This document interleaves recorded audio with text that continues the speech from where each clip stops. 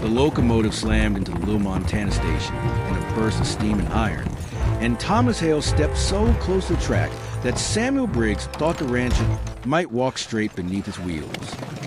Thomas did not seem to hear Samuel shout. His eyes were fixed on the passenger car.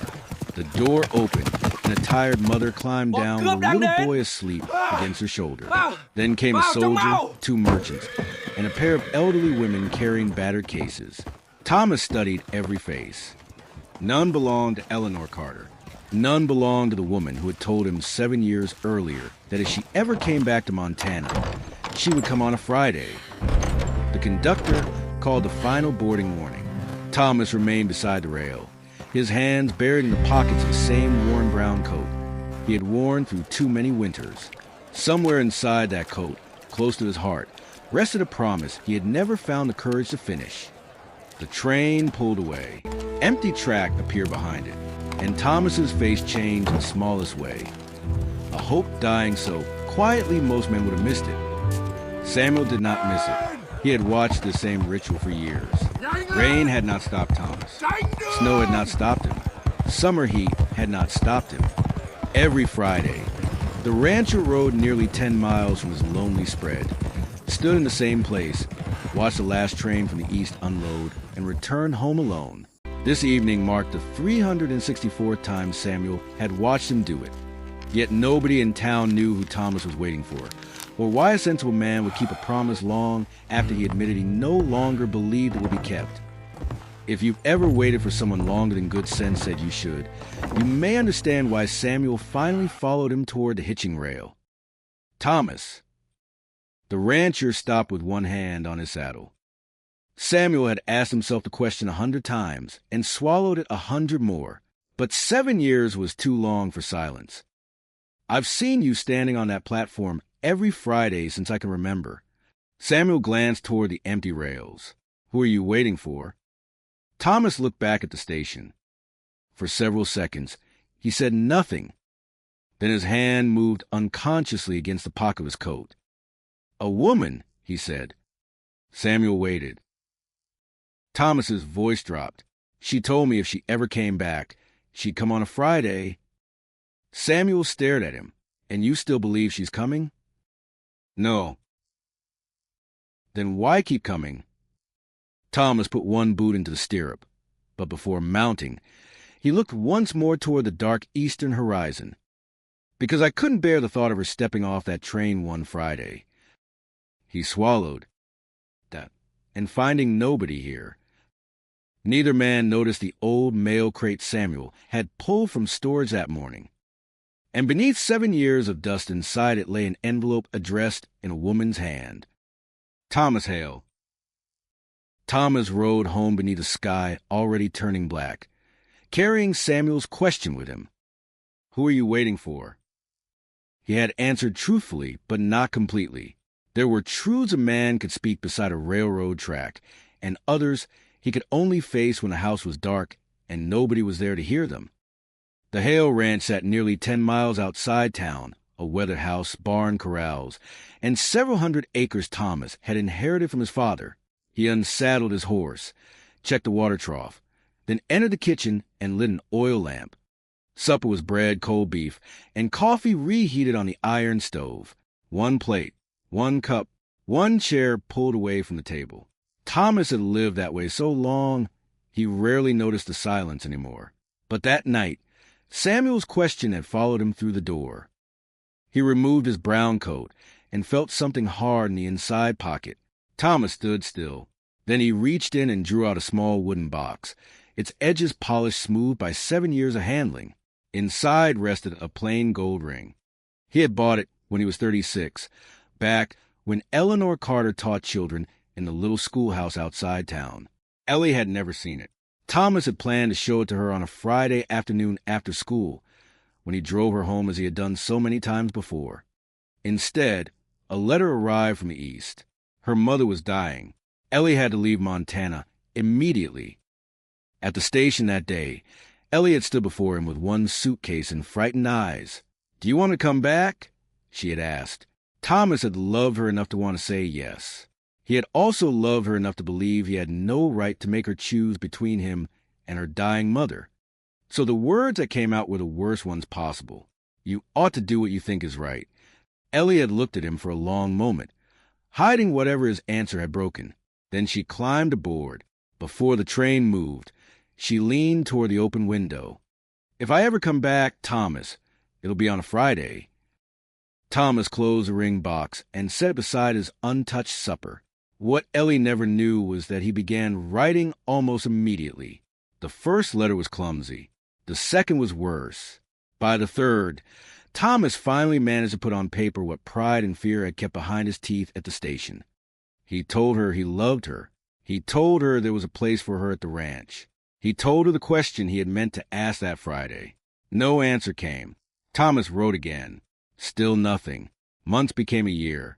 Word eventually reached him that Ellie had left her old address. After that, there was nowhere to send another letter. Yet every Friday, Thomas remembered her promise. Back in town the following morning, Samuel Briggs could not forget Thomas's answer either. The station was quiet between trains.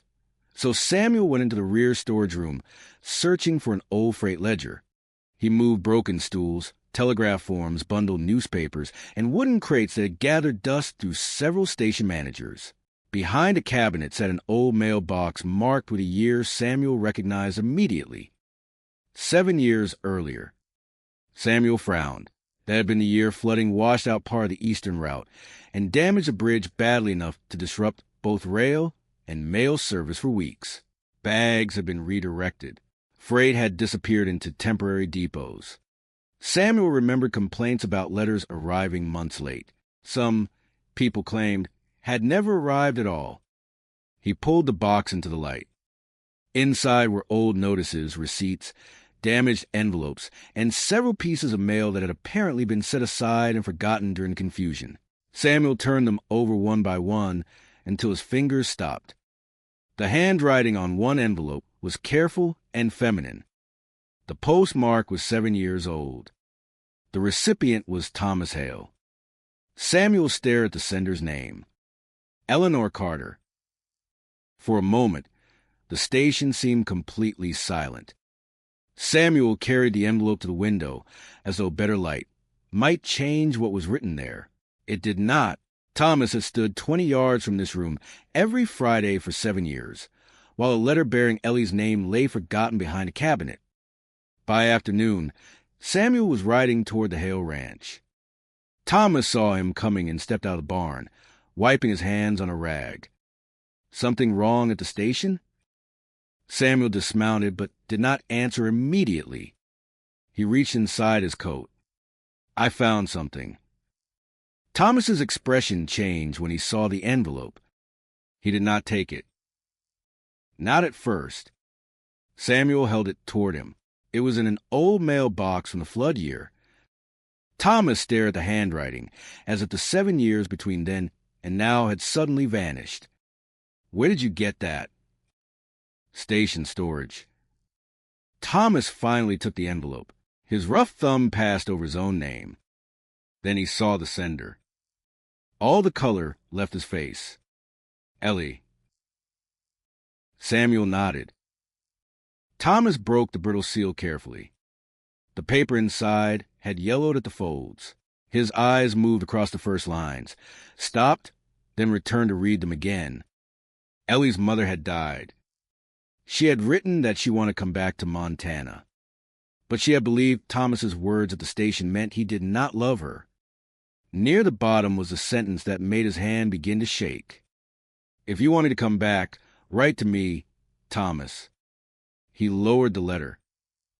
"I did." Samuel looked at him. Thomas's voice was barely above a whisper. "I wrote her dozens of times." The two men stood in the barn doorway while the meaning settled between them. Ellie had waited for an answer. Thomas had sent one. Thomas read Ellie's letter 3 times before he trusted himself to speak. "She thought I didn't want her." Samuel stood beside the barn door, hat in his hands. "Looks that way." Thomas folded the yellowed paper carefully along its original creases. 7 years earlier, Ellie had asked for one thing, a letter telling her to come home. He had sent dozens. Somewhere along the broken rail lines, flooded bridges, and confused mail routes, his answer had vanished. You said there was other mail in that box. There was. Then we go back. They rode to town before dusk. Samuel unlocked the station storage room and carried the old box beneath an oil lamp. Together they sorted every envelope, receipt, and damaged postal notice. Most meant nothing. Then Samuel found an old routing ledger from a year of the flood. Several sacks bound east had been diverted when the railroad bridge washed out. Some were recovered months later. Others had been sent to temporary depots with incomplete records. Thomas ran a finger down the faded entries. Could my letters have gone into those sacks? They could have. And never reached her? Samuel looked at him. Thomas, after what we found today, I wouldn't wager against it. That possibility hurt worse than believing Ellie had simply chosen another life. For 7 years, Thomas had told himself silence was an answer. Now he knew silence might have been nothing more than two people speaking across a distance that swallowed every word. Samuel found another entry before midnight, an address attached to Eleanor Carter's name after she left her mother's home. A small town in Nebraska. Thomas was at the writing desk before Samuel finished reading it aloud. He began the letter twice and tore up both attempts. On the third, he stopped trying to explain 7 years. Ellie, I wrote. I don't know if any of those letters reached you. Yours never reached me. If this one finds you, I need you to know what I should have said at the station. I wanted you to come back. I still do. Thomas Hale. Samuel read the address once, sealed the envelope, and placed it personally into the outgoing mail sack. For the first time in years, Thomas missed the last train that Friday. He did not need to watch it. He had finally sent hope in the other direction. Then came the waiting. 1 week. 2. 3. Every time Thomas entered the station, Samuel shook his head before he could ask. No reply.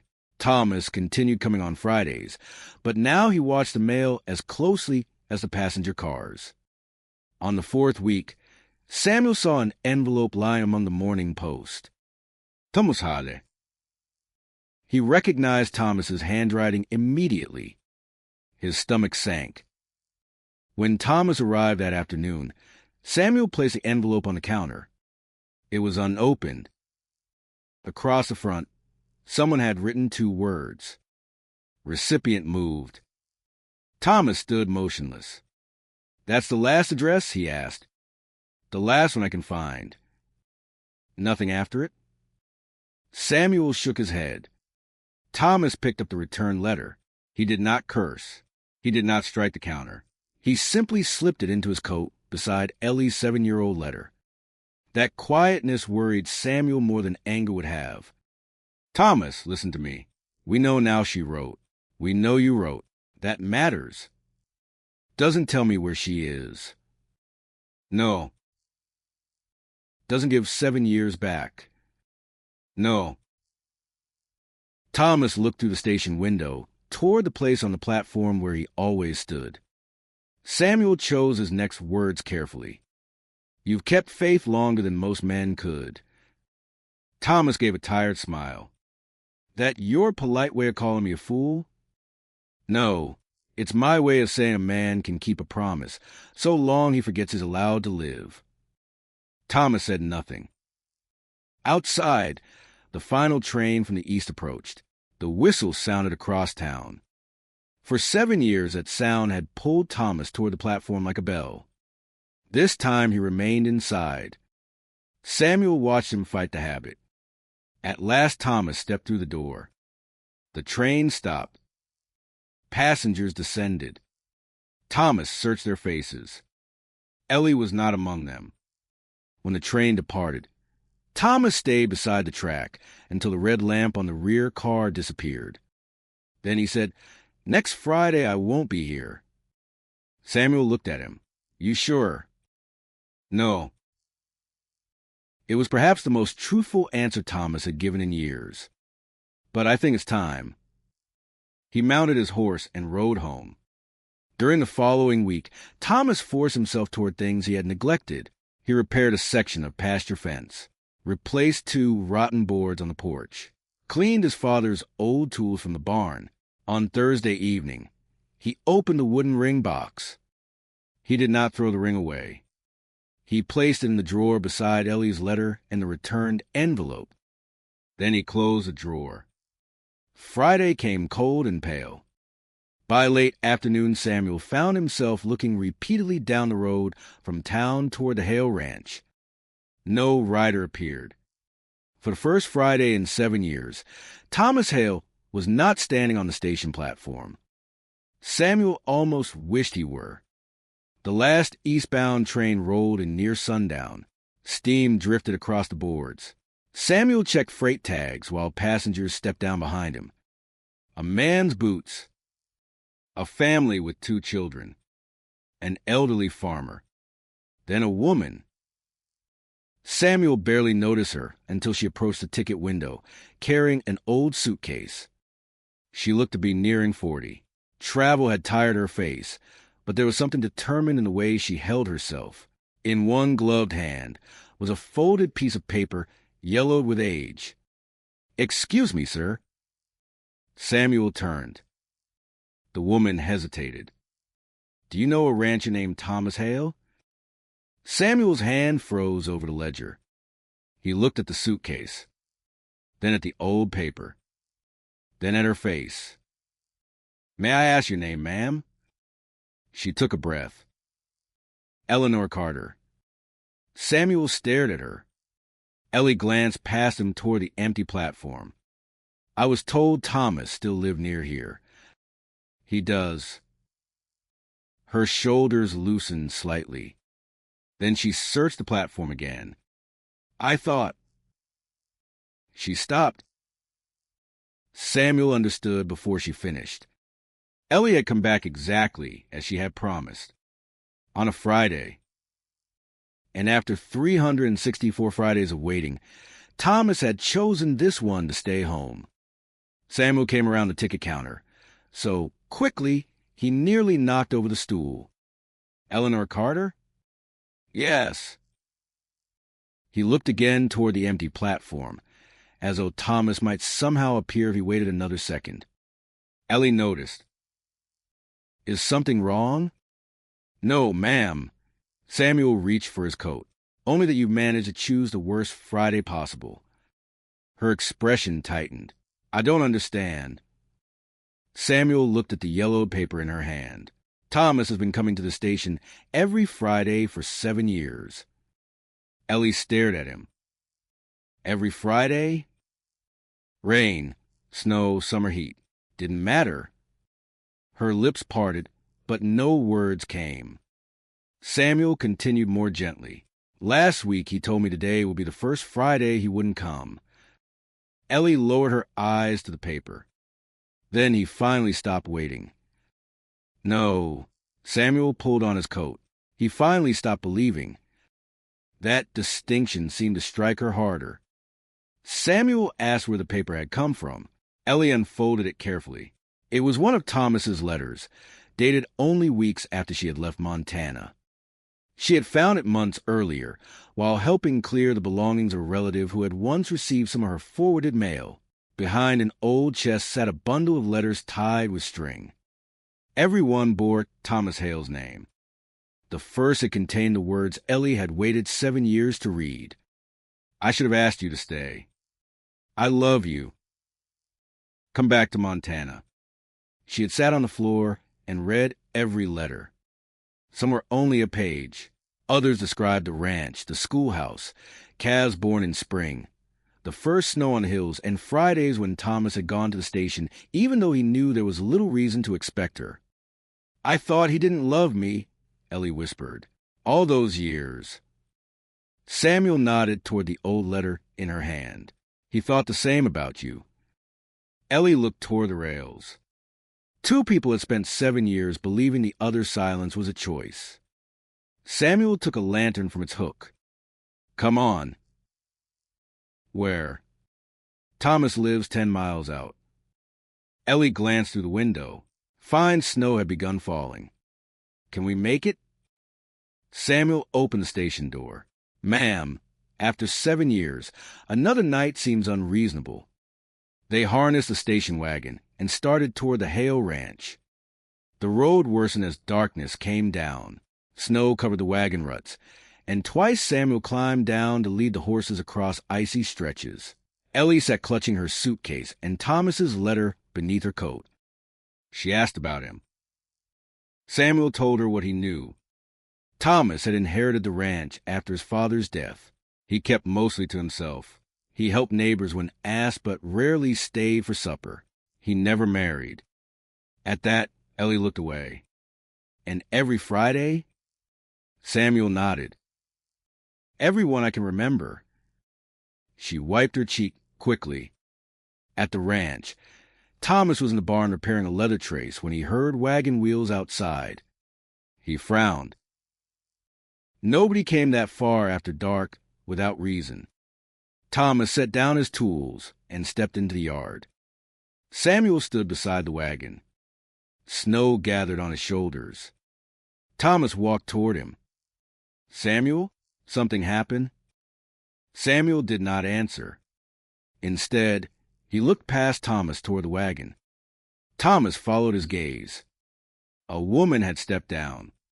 She stood near the gate with one hand, holding a worn suitcase. For an instant, Thomas could not place the face before him because memory had preserved Ellie at 31. Then she moved into the lantern light. Thomas stopped breathing. 7 years disappeared. Ellie, her mouth trembled into the smallest smile. Hello, Thomas. He took one step toward her and stopped again, almost as if approaching too quickly might make her vanish. Ellie did the same. Neither seemed to know what people were supposed to say after losing 7 years to letters that never arrived. Finally, Ellie lifted the yellow page. You wrote that if I came back, you'd still be here. Thomas looked at the letter. I wrote a lot of things. I know. She opened her suitcase. Inside were letters. Dozens of them. Thomas stared. You got them? Not then. I found them a few months ago. His eyes moved across the envelopes. All of them. Enough. Thomas turned his face away briefly. Ellie stepped closer. I wrote to you, too. I know. She looked confused. Thomas reached inside his coat and produced her old letter. Ellie recognized her handwriting. Where did you get that? Samuel found it at the station. Her eyes filled. So you never received it? Not until last week. Ellie looked at Samuel. He quietly took the horses toward the barn, leaving them alone. For several moments, only the soft movement of snow between them broke the silence. Then Ellie asked, How long did you wait? Thomas knew what she meant. He could have softened the truth. He did not. Every Friday. Her brow tightened. How many years? 7. Ellie closed her eyes. When she opened them, tears were running down her cheeks. 7 years. Thomas nodded. Then why weren't you there today? He almost laughed, though there was no humor in it. Because today was the first day I thought I ought to stop. Ellie stared at him. Then, through tears, she gave a small, broken laugh. Thomas Hale. He looked at her. You picked a terrible Friday to stop waiting. Something in him finally gave way. Not loudly. Thomas stepped forward and took her suitcase from her hand. His fingers brushed hers. Neither pulled away. He brought her inside. The kitchen looked exactly like a bachelor's kitchen should have looked. One plate, one cup, one chair usually pulled from the table. Thomas added another piece of wood to the stove, while Ellie removed her gloves. Her gaze wandered around the room until it stopped on a drawer near the table. Thomas saw where she was looking. There is something else. He opened the drawer. The little wooden box lay beside her letter and his returned envelope. Thomas carried it to the table. I bought this the week before you left. Ellie stared at the box. Thomas opened it. The plain gold ring caught the lamplight. Her hand rose to her mouth. I was going to ask you after school that Friday, he said. Then your mother's letter came. Ellie looked from the ring to him. Why didn't you tell me at the station? Because you asked if I wanted you to come back, and I thought loving you meant not making your choice harder. You told me to do what I thought was right. I know. I thought that meant you didn't care whether I returned. I cared so much I said the stupidest thing I've ever said. A tear slipped down Ellie's cheek. Thomas closed the box halfway. I don't expect 7 years to disappear because you came through that gate. Ellie shook her head. Neither do I.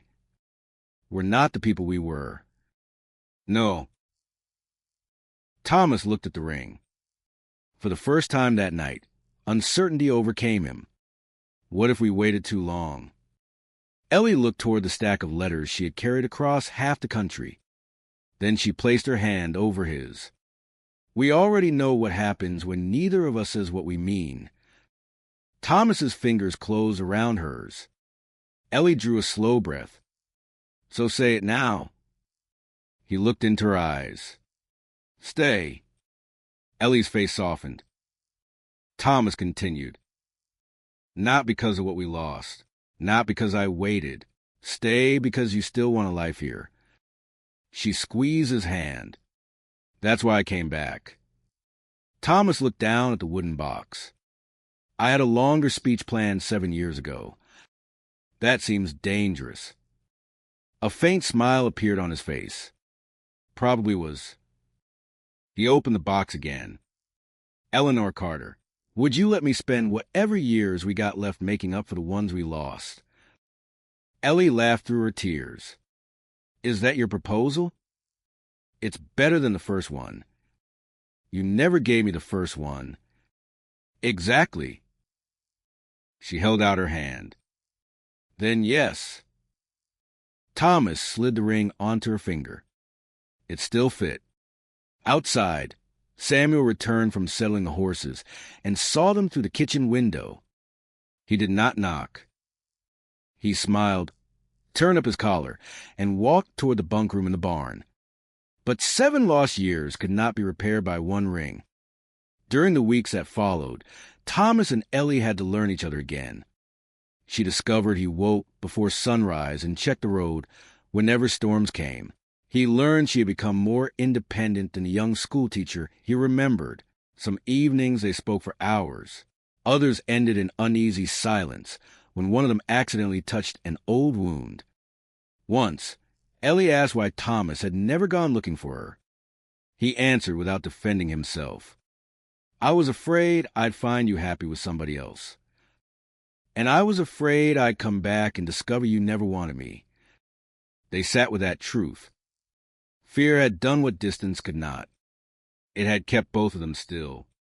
Then Samuel brought news from town. The station office had completed its review of the old flood-year mail records. The surviving ledger confirmed that sacks of correspondence had been misrouted after the bridge failure. Thomas's letters and Ellie's letter had traveled through the disrupted route. There was no villain to punish, no thief to arrest, no judge who could order 7 years returned. Only an old railroad failure, misplaced mail, and 2 frightened people who had trusted silence more than love. Thomas read the record once and handed it back. Suppose that's the closest we'll get to an answer. Ellie took his hand. It's enough. Thomas looked at her. She shook her head gently. No more trials for the past. The justice they received was not in a courtroom. It was the truth. Neither had abandoned the other. Neither had forgotten.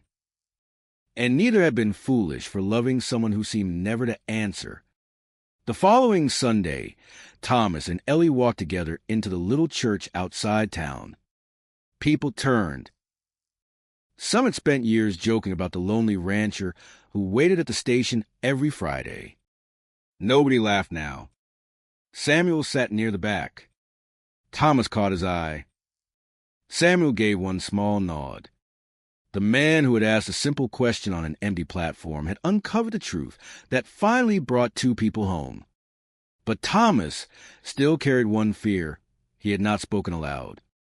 Sometimes, when Ellie stood near the window and looked toward the eastern road, he wondered whether she might leave again. And Ellie, seeing the question in his face, knew that finding each other had been only the beginning. Learning to believe they would stay would take longer. The fear did not disappear when Ellie put Thomas's ring on her finger. For the first few weeks, Thomas still woke before dawn whenever a distant train whistle carried across the valley. Sometimes he found Ellie standing near the kitchen window with a cup in her hands, looking toward the eastern road, and an old thought tightened inside him. One morning she might decide Montana had taken too much from her. Ellie carried her own fear. She kept Thomas's first recovered letter folded inside her Bible, as though proof of his love might somehow disappear again if she let it out of reach. 7 years of silence had taught them both to expect absence. It took ordinary days to teach them something different. Thomas began leaving 2 cups beside the coffee pot. Ellie filled the empty shelves with books. Her dresses appeared beside his coat, near the door. When Thomas rode into the north pasture, he told her when he expected to return. When Ellie went into town, she told him where she was going, not because either demanded it, but because neither wanted silence to speak for them again. And slowly, the house that had held 1 plate, 1 cup, and 1 chair became a place where somebody was always expected home. They married several months later in the little church where Ellie had once taught some of the town's children their letters. There were no grand decorations. A few winter flowers stood near the altar. Samuel Briggs waited beside Thomas before the ceremony, wearing the best coat he owned. "You nervous?" Samuel asked. Thomas looked toward the church doors. "Been waiting 7 years. Reckon I can manage another minute." Samuel smiled. "You still go to the station every Friday?" The doors opened. Ellie stepped inside. Thomas watched her walk toward him, the plain gold ring already on her hand. "No. Don't miss it?" Thomas's expression softened. "Don't need to." Years passed. The Hale ranch changed in small ways first. A garden appeared behind the house. Books accumulated beside the stove. Another chair joined the table, then another. The schoolteacher who had returned to Montana eventually began helping children with their lessons again, while Thomas remained the quiet rancher who could repair almost anything except his habit of checking the road whenever someone he loved was late. Then came the little girl. Thomas and Ellie named her Grace. Fatherhood frightened Thomas more than he admitted. When Grace was old enough to travel to school in the neighboring town, he checked the clock too often on the days she was due home. A late train could still turn his face pale. One winter Friday, snow delayed the afternoon passenger train. Thomas stood on the platform beside Ellie, staring east. "She's 20 minutes late." Ellie slipped her hand into his. "It's snowing. Train should have been here." "Thomas." He looked at her. Ellie did not tell him he was foolish. She simply held his hand. A few minutes later, a whistle sounded beyond the bend. Thomas released a breath he had not realized he was holding. The locomotive rolled into the station beneath a cloud of steam. Years earlier, Thomas had stood on those boards alone, searching every face for one woman. Now Ellie stood beside him. The passenger door opened. A little girl, in a wool coat, appeared at the top of the steps. "Bah!" Grace jumped down and ran. Thomas dropped to one knee and caught her against his chest. "You took forever. The train got snowed up." "I heard." Grace pulled back and looked at him with the serious expression children use when correcting adults. But I came home. Thomas became very still. Then he smiled. Yes, you did. Ellie watched them from a few feet away. Samuel Briggs had retired years before, but sometimes Thomas could still picture him standing near the ticket window, watching the lonely rancher arrive for another hopeless Friday. Thomas rose with Grace in his arms and looked down the rails. Friday had once meant waiting. Then it had meant disappointment. For 7 years, it had been the day Thomas returned to the same platform because he could not bear the thought of Ellie arriving to find nobody there. Now Friday meant something else. It meant a little girl running toward him. It meant Ellie's hand finding his. It meant muddy boots beside the stove, books on the shelves, extra chairs at the table, and somebody asking when he would be home. Thomas had once believed love was proved by waiting forever. He knew better now. Love was saying what needed to be said before silence could answer for you. It was leaving the door open. It was telling someone you wanted them to return. And it was being there when they did. Thomas carried Grace toward the wagon while Ellie walked beside him.